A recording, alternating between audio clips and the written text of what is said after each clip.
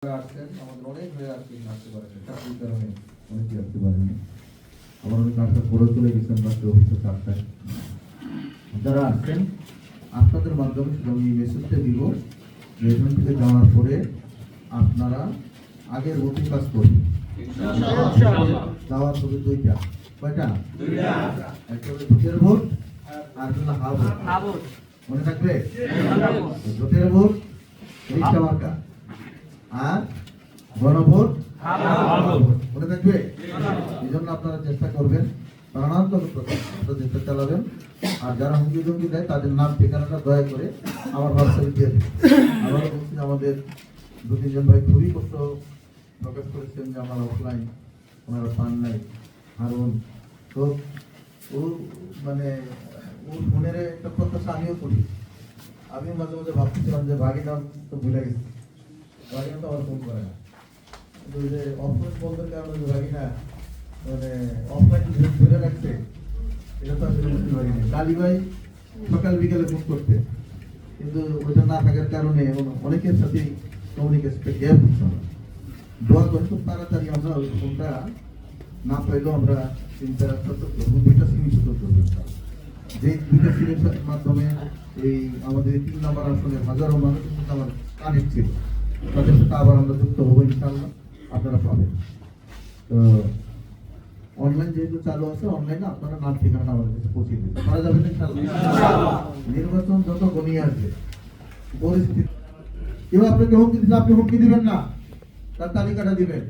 কিন্তু কেউ যদি আপনার গায়ে হাত তোলে ওই হাতটা ভাঙ্গা তারপর আমাদের হাত তোলে, কেউ যদি আপনার গায়ে আঘাত করে তাকে ছেড়ে দিয়ে আপনি আমার কাছে আসবেন না। আমি সত্য ভাষায় বলে দিলাম, আগামী নির্বাচন রেজাল্ট শেষ না হওয়া পর্যন্ত যতটাই আসুক আমাদেরকে ধৈর্যের সাথে মোকাবেলা করতে হবে। নির্বাচনের পরে আমরা যদি আল্লাহ যদি আমাদেরকে সরকার সুযোগ দেয় তাহলে এগুলো সব লেনদুটে পালাই যাবে। আর যদি তারাও সরকার গঠন করে আর এই ভাষাই যদি ব্যবহার করতে থাকে, অতীতে 16 বছর ক্ষমতা ছিল তাই না, তার 16 মাস ক্ষমতায় থাকতে পারবে। আমরা বাংলাদেশটাকে স্বৈরাচারের ভাষা ব্যবহার করতে দেব না। টাকাবাজ, দুর্নীতিবাজ, সন্ত্রাসীদের কাছে আমরা বাংলাদেশটাকে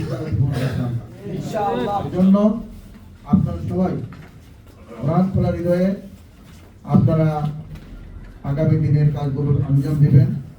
যে কোনো সমস্যা থাকলে আমাদেরকে জানাবেন, দায়িত্বশীলদেরকে জানাবেন। এই বিষয়ে আপনারা অবশ্যই কাজ করবেন। এই কষ্টটা ব্যক্ত করে আপনারা যে কষ্টগুলো আসসালামু আলাইকুম ওয়া রাহমাতুল্লাহ। نحمده ونصلي على رسوله الكريم أما بعد فأعوذ بالله من الشيطان الرجيم بسم الله الرحمن الرحيم قال الله تعالى في كلامه المجيد ويؤثرون على أنفسهم ولو كان بهم خصاصة ومن يوق شح نفسه فأولئك هم المفلحون। বাংলাদেশ ইসলাম কর্তৃক আয়োজিত আজকের এই অনুষ্ঠানে উপস্থিত জেলা আমির ডক্টর জাহাঙ্গীর আলম সাহেব, আরো উপস্থিত রয়েছেন এই সংগঠনের বিভিন্ন পর্যায়ের গুরুত্বপূর্ণ দায়িত্বশীল বৃন্দ। আপনারা দীর্ঘ সময় প্রোগ্রাম করছেন, আমি সঠিক সময়ে এসে উপস্থিত হতে পারিনি, সময় একেবারেই সংক্ষিপ্ত। আমি মহান আল্লাহ রাব্বুল আলামিনের শুকরিয়া আদায় করছি যে জেলা আমির জাহাঙ্গীর সাহেব আপনাদের সবার সঙ্গে আমি পরিচিত হওয়ার সুযোগ পেয়েছি, এই জন্য মহান আল্লাহ রাব্বুল আলামিনের শুকরিয়া আদায় করছি। আলহামদুলিল্লাহ। এখানে বসার পর আমার একটি আয়াতের কথা মনে পড়ে, আমি সেটা তিলাওয়াত করেছি। মহান আল্লাহ রাব্বুল আলামিন আলামিন পবিত্র কোরআনে ঘোষণা দিয়েছেন। আমি মনে করি তাদের মতো মানুষদের জন্যই আল্লাহ রাব্বুল আলামিন এই ঘোষণা দিয়েছেন, যারা অন্যকে প্রাধান্য দিতে পারে তারা সফল কাম। জাহাঙ্গীর সাহেব এর সাথে আমার নমিনেশনের আগেও একাধিকবার কথা হয়েছে।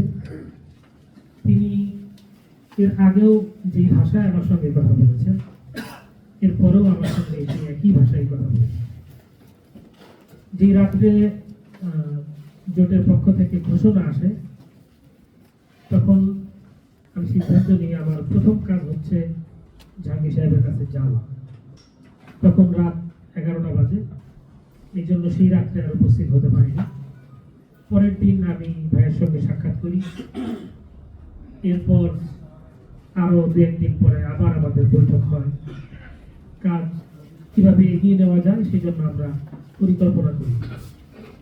আমি মনে করি এই অঞ্চলে যদি কাজ করতে হয়, তাহলে অতীতে যেমন জাহাঙ্গীর সাহেবের নেতৃত্বে কাজ হয়েছে, আমি মনে করি সামনে যদি সফলতা লাভ করতে হয়, তাহলে একইভাবে জাহাঙ্গীর সাহেবের দিক নির্দেশনাতেই আমাদের কাজ এগিয়ে নিতে হবে। শুধু জাহাঙ্গীর সাহেবের নেতৃত্বই নয়, আমি মনে করি গাজীপুর 3-এর প্রতিটি ইউনিয়নে, ওয়ার্ডে কাজ যেভাবে গুছানো ছিল, যাদের নেতৃত্বে কাজ হয়েছে, আমি মনে করি যদি সফলতা লাভ করতে হয়, তাহলে ঠিক ওইভাবেই আমাদের এগিয়ে যেতে হবে। আপনাদের পাশাপাশি এই 11 দলীয় জোটের